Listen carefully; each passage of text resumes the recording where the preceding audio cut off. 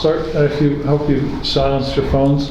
Why don't we ask you both to begin with a brief bio, where you came from, where you've worked, whether you've had civic engagement, and then we'll talk about why you're running and some issues that are important to the district.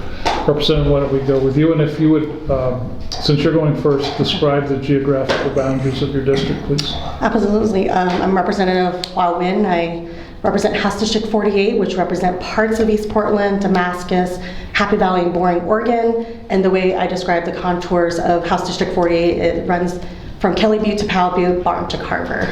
That's the moniker I describe House District 48. Do you jump the Clackamas River at Carver, like at Barton? Barely, like just right there, yeah. That's like, yeah, that's where it kind of ends. Mm-hmm. So that's the best way to describe House District 48 after it's been redistricted after 10 years. So I represent a newly redrawn district for the first time in the first term that I serve in this legislative body. Yeah. So tell us a bit about yourself. Where did you grow up? Where did you go to school? What do you do for a living? Absolutely. I do a lot. I originally was born in New Orleans, Louisiana. I am the eldest daughter of Vietnamese refugee parents. And then I moved to Portland when I was 15 years old, and I attended St. Mary's Academy and graduated in 2003. So I attended St. Mary's on a full scholarship and graduated from Portland State University with a Bachelor of Arts in Sociology. And from there in 2009, I started doing a lot of nonprofit work and also working primarily within the school districts of Portland Public School since 2009. And varying roles. Still at Portland Public Schools? No. I started working for Clackamas Education Service District as a student and community engagement specialist on my second year now. So when I started, when I was elected to the state legislature, I transitioned to a more consulting role within the Clackamas ESD. Okay. Prior to running for office for, I believe, the first time last cycle, had you been engaged in the community in any way? Absolutely. So I serve in 2 elected roles, and in addition to state representative, I still serve on the David Douglas School Board. So I ran for the David Douglas School Board in 2021, and a year later ran for state representative when Jeff Ridden announced his retirement. Okay. All right. Elizabeth? I grew up in Spokane, Washington. Just for the viewers, if you'd state your name, please. Oh, I'm sorry. My name's Elizabeth Peterson.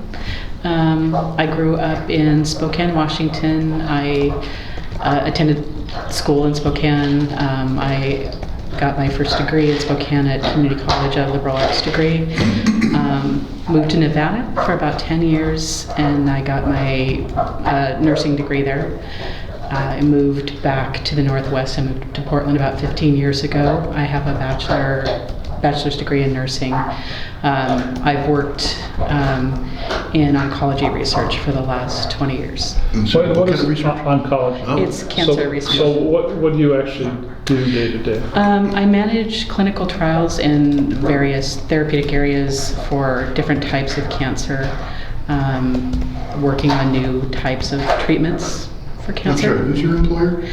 I work for a company that manages clinical trials for various biotech companies. And the name of the company is IQVIA Biotech. They're based somewhere? They have several offices, but Durham, North Carolina is their main U.S. office. But I work from home. So I'm curious how you do that. How do you? So you might say, okay, we've got 50 people who have lung cancer. We want to try the current standard of care on some of them, and we want to try a newly developed drug on some of them to see if it's more efficacious than the standard of care? It depends on the type of trial. A lot of trials that I work on are more early phase, so it wouldn't be like ethical not to give them the better treatment. Mm-hmm. So most of them, it's open label. They just get the better therapy. Mm-hmm. A lot of the treatments that I work in, some of the patients have failed everything, and their lifespan is being measured in weeks or months. Mm-hmm. And if they didn't get the treatment, it would be unethical. So they get the treatment, and and some of the areas that I'm working on, they go out 2 years and they're still disease-free, because it's the type of treatment that right now that I'm working on. So is part of your role to ensure that the patients are actually taking the drug that they're supposed to be taking, or what? They wouldn't get something else. I mean, that's the only thing that they would get. But my role is to help develop all of the logistical parts of the study and go out to all of the sites that are usually they're large university sites, train all the staff and the PIs on how to, the primary investigators or the doctors that work on how to run all of the small details in the study, all of the potential safety parameters, report to all of the regulatory agencies that they have to report to, and then to help them get all of their regulatory documents into those agencies, and then follow up with each one of the patients and to monitor all of the safety data that comes in and report to all of the sites as the safety data comes in. Are you on the road a lot? No, I'm not. I do travel occasionally.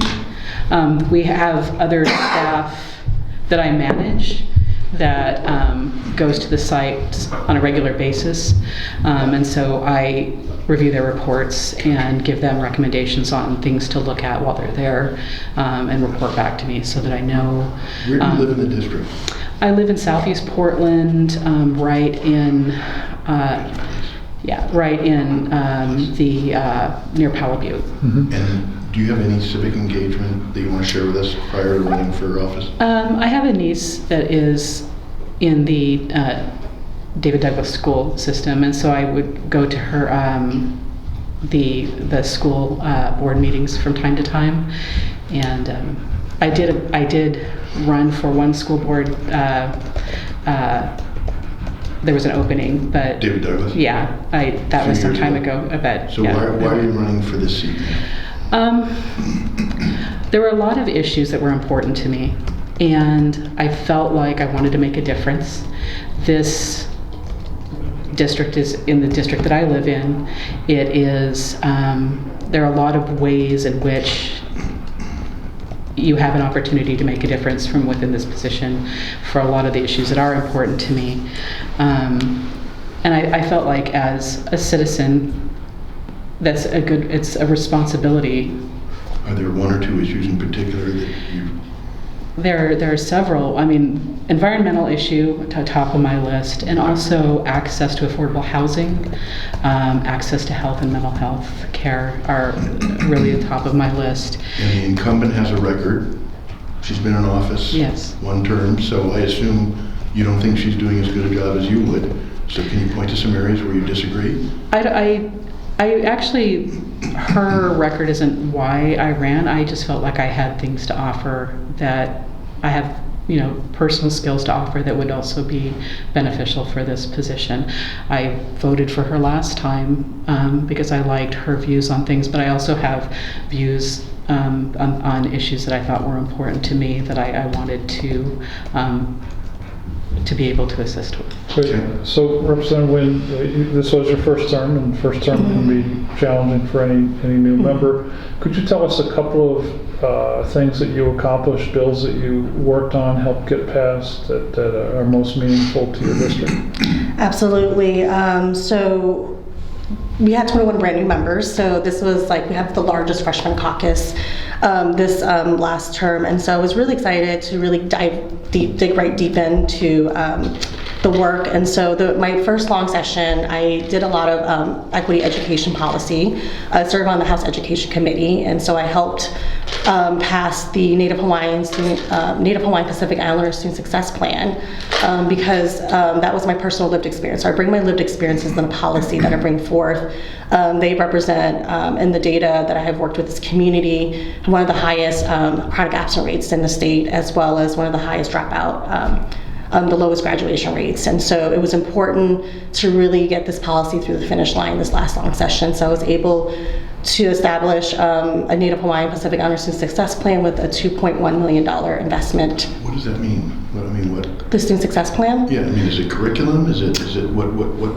Yeah, it's part of the larger Student Success Act policy, and so with this is it creates an advisor group of Pacific Islander community members to build out essentially a blueprint and give out grants to school districts who have a certain percentage of Pacific Islander students, and really to create a robust support system to address. What might that mean? So a school district that's got a lot, a high percentage of this minority would get a grant, and what would it do with the grant? So Counselors that have lived experience that can be of help to these kids, or what? So I've seen some school districts, if they have to apply for the grant, and once they receive the grant, they usually hire an FTE person, like a community engagement specialist around the Pacific Islander community to really do parent engagement, community engagement, or do case management support for particular students that are represented in that data. What's another bill that you would point to that you were engaged in? Yeah, the bike bus bill. It was the bike bus bill. Bike bus? Yeah, so it was around the school state transportation fund. We've learned that access to multi-module transportation is a challenge, and is addressing also parts of absenteeism, where the popular walking and biking buses are usually on a volunteer basis. So we wanted to work with school districts to identify the school state. Right now, currently, the school state transportation fund can only fund yellow school buses and bus drivers. And so school districts would like the opportunity to use that fund to be able to support other multi-module transportation. And so where we see a lot of the challenges is students who live within a mile from their neighborhood school don't have access to buses. So the way the bus routes are organized is that students can only access the yellow buses if they live past a mile from the neighborhood schools. And so we see this as a challenge, especially for elementary age students. And especially in neighborhoods like myself in Outer East Portland and David Douglas School District, where there isn't safe sidewalks and infrastructure to walk to school safely. So again, what will this money be? So we were able to identify a certain percentage of the school state's transportation fund allocated for school districts to be able to use on alternative transportation, active transportation, which is walking and biking buses. But what? Scooters or Uber or what? So it takes a lot of coordination to really get kids safely to school. So I've done walking buses as an intervention to chronic absenteeism, where we coordinate parents and volunteers to create designated walking routes, safe routes to school, where we set up organized time and efforts to really get kids to walk to school safely. And encourages kids to really, have in the morning. Because it sounded like you were talking about investing in different kinds of transportation to get kids to school. And I was wondering what. It could be, and also TriMet passes in the metro area. TriMet passes. Mm-hmm. And that's up to the local school board to decide what that is for their community. So it's a local control aspect to identify areas of alternative transportation that could help. School districts get their students and families to school. So each school district has different needs, and I say that because in rural areas a walking or biking bus may not be feasible, and so what that could look like for some school districts could be where they could hire maybe a parent to be able to help kids get to school, whatever that may be. So that needs to be an advised plan approved by the school board and approved with the school state transportation fund. How much funding was attached to this bill? There was no funding. It was an update to the school state transportation policy. So it just creates more flexibility. Yes. So we take a percentage where it's allowable for them to use it for alternative transportation. So you may have been asked this before the camera was turned on, but I think a lot of your career has been engaged. You've been engaged as we don't call them truant officers anymore. We call them attendance officers. Well, my official title was school attendance coach. Okay. So we've read stories about Oregon's shockingly high rate of school absenteeism. What's your thinking about that? Why is our rate so high, and what should we be doing about it? Well, first is the data, right? Data collection is also the biggest key in how accurate the attendance rates are. So we have to also create a good foundation on be driven by data, good data. You think our data is not very good right now? No, it's not. So there is a challenge of fidelity. So in some schools, I've learned that sometimes teachers don't take the attendance accurately, especially when it gets to period attendance. So that's the nuance of the data around attendance, is how consistent, how accurate attendance is taken in each school. And so as a data analyst, not to get too deep into the weeds of it, but we do identify key areas of qualitative data on what are some root analysis that we could focus on. And so one of them could be increasing better attendance taken practices and within school districts. So we look at the school data, but we also look at the fidelity data of how accurate the attendance is taken. So if those match up accurately, then we could say that's a good data.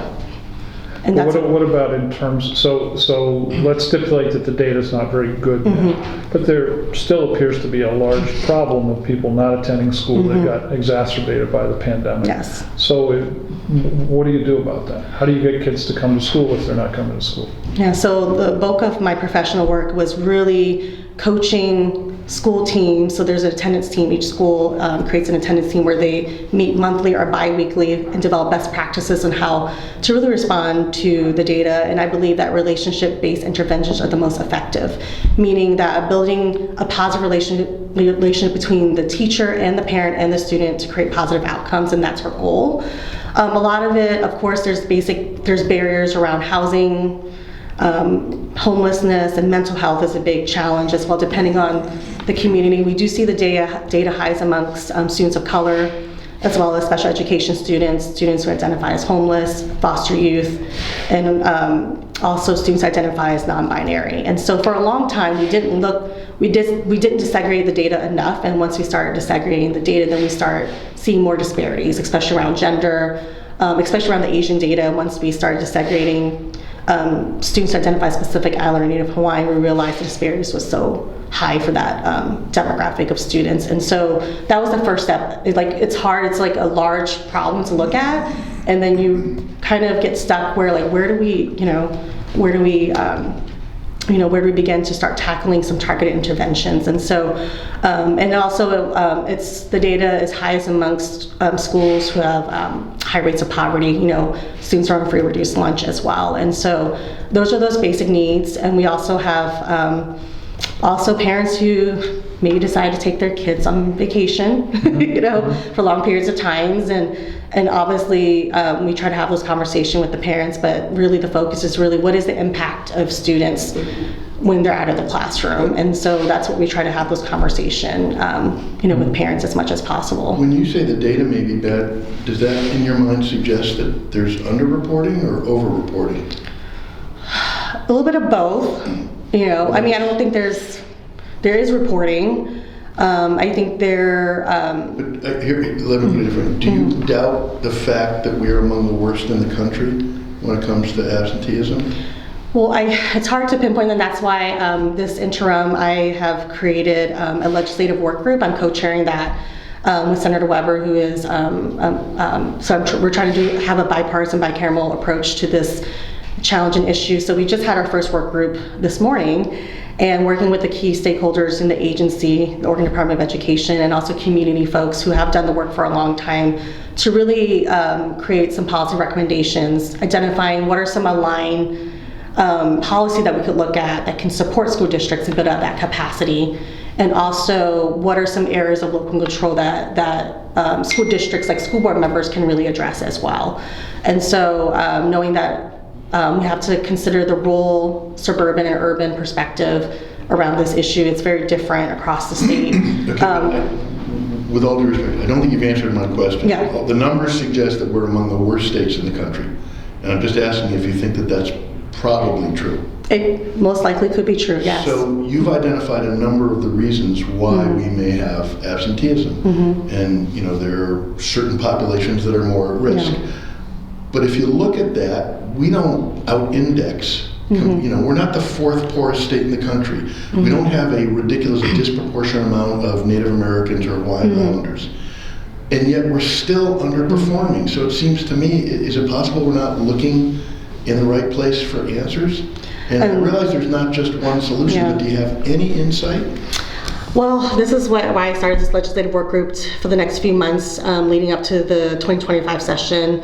will be kind of the areas of what are some areas of focus and direction that we could take to address this issue. I think from my ground level standpoint, and I guess like getting a little bit lower to the community aspect, for me it's a lot of factors.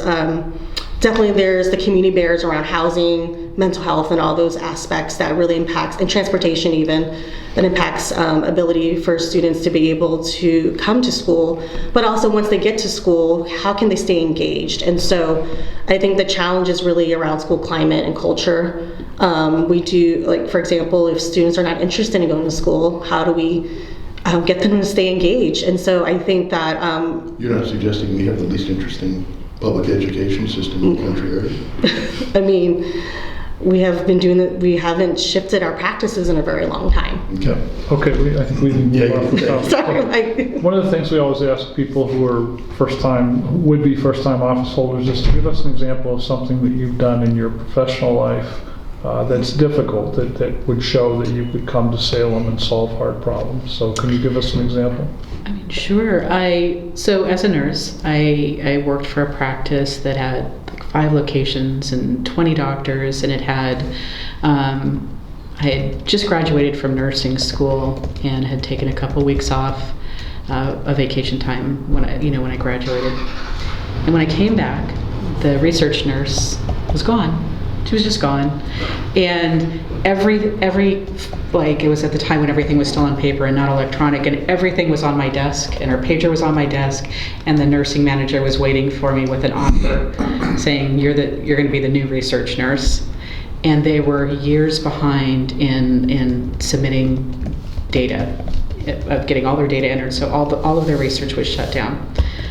I managed to get them not only caught up, but to get their research department back up and running, to get a phase 1 program started, and they were within a network of oncology practices that was national, and I got them to be the highest enrolling practice in the network for the entire country. And so as our patients came in, I was able to find studies for our patients that had no other options.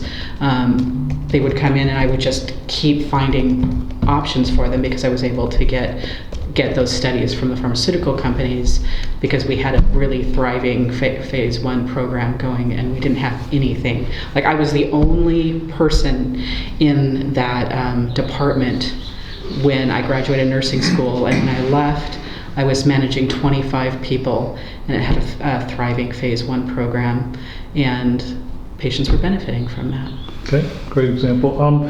So your district is a little bit of a microcosm of Oregon. You've got a very urban part of southeast Portland. You've got some very rural, sparsely populated places where it's pretty red. Mm-hmm. So could you give us an example of how you are sort of an independent person, how you haven't just towed you're a Democrat, obviously, yes, the Democratic Party line, where you might have voted against your caucus in either of the 2 terms that you've served, or how you think differently from your caucus on any specific issue or any specific bill? Yeah, absolutely. So yeah, that's where I've learned to actually look at both sides of the aisle, because my district needs are on both sides of the aisle. So I think most recently House Bill 4002 was one that I really, it was a hard imperfect choice, meaning that House Bill 400. Oh. That was the overturning of not to measure 110. Yes, yeah. So that was a very difficult, because I do come from a very progressive side of the district, and that's really the community I came from. But really having to work across the aisle and really meeting the needs of my community really forced me to really think more, think more moderately in some areas, right? And so really addressing the needs of my community was really the utmost importance around this area. I had a joint town hall right before short session started, and we had over 80 folks attend that to really share their thoughts around the addiction crises that are happening in Oregon, especially in East Multnomah County. We do see that a lot impacting our community members. I also heard a lot from young folks hearing that their friends are dying from fentanyl overdoses, and access to drugs and not knowing that it's laced with fentanyl is a big issue within young people in our community right now. And so that was a really hard decision, knowing that there's disparities around law enforcement on communities of color was something I heard a lot about, but at the same time I know that the drug crisis is really rampant, and so unfortunately law enforcement are still here, and we do need to develop some partnership with them in creating some robust deflection program to make sure that our communities get access to treatment. And so this is a big issue in my own neighborhood. Yeah. And so that was a hard vote for you. Yes. Was that the hardest vote of your career? So far. There's many other hard votes, but at this very moment, as I can collectively think, yes, that's been one of the hardest. Has anybody in your district hammered it? Has anybody said to you, how could you do that? Or have you taken criticism for that vote? Yes, yeah. And what do you say? Well, I said the work is still ongoing. This isn't just about one session. This isn't about just this one vote. We need to continue about implementation. So it's about really working closely with our local jurisdiction, like our local counties and our local cities, to make sure that we hold accountability. And I think the coalitions really address just the major, just how the judicial system that we have is just really, really at a disadvantage right now, and just not have enough workforce of folks working in the courthouses, and just thousands of expungements that haven't even been looked at because of the workforce shortages that we have within the judicial system. And so I think we have to continue the conversation. I know the legislative decided to continue the committee, and so it's not just about this short session. I think we have to continue the conversation. I am committed to making sure that we continue these conversations, really looking closely in our communities and holding a local jurisdiction accountable to making sure that we are getting people to treatment. Mm-hmm. So David Douglas School Board work that you've done is obviously different from the legislature, but for 20 years David Douglas has kind of outperformed other districts. It's one of the most diverse, if not the most diverse, serves a lot of very low-income students. So how do you explain the success of that district relative to, say, Portland or other districts that don't fare as well? I think the size of the district, it's a medium to small size school district, and so that makes it in general more manageable. But also our school board, I mean, my school board colleagues are really great to work with. I think we are generally all aligned and work really be able to dig deep into the issues. And we do come from a working class community, and so I think our constituents, we don't have a lot of public comment coming into our school board, so we definitely try to find different ways to engage with our community. So we definitely work really hard to build those relationships. I think the biggest key is that each of us school board members we have school liaisons. So we're appointed to two schools per board member, and our job is monthly or however often we can, is that we definitely we're the school board members that engage with that specific school. So I'm a school liaison to Ron Russell Middle School in Herb Boyles, and that's right in my neighborhood. And so I do make a concentrated effort to make sure to continue those conversations, and we report that back to the school district. So just the sheer size of it makes it more manageable for us to build those deep relationships with the community. And the way our school board agenda is set up, we always center student voices and also teachers' voices. So we hear a lot from the workforce in our school board meetings. So we have this good communication, I think, loop that we have with our communities. Okay. We have a 4 o'clock right behind you ladies, so thank you very much for your time. One question that we ask every candidate this cycle, every cycle we have a question that's a little bit offbeat. So this question this cycle is, if there were to be a movie made about your life, who would play you? Elizabeth, we'll ask you first. Oh gosh. How about Meg Ryan? Okay, good choice. For me, I would like someone who's Vietnamese to play me. So there isn't very many Vietnamese actresses in Hollywood, but I believe there's one named Kelly Marie Tran. She played a character on Star Wars, and she also voices Raya in that movie, that Pixar movie, I believe. So I would have her play me. That's the only Vietnamese Yeah. actress I know in Hollywood. Well, thank you. So we'd like to ask you to leave through this door, Okay. and we're going to take a still photo of you. There's a Okay. photographer out there. Elizabeth, if you would go first, that would be great. I forget what I did with my purse. Thank you both for coming. Thank you so much for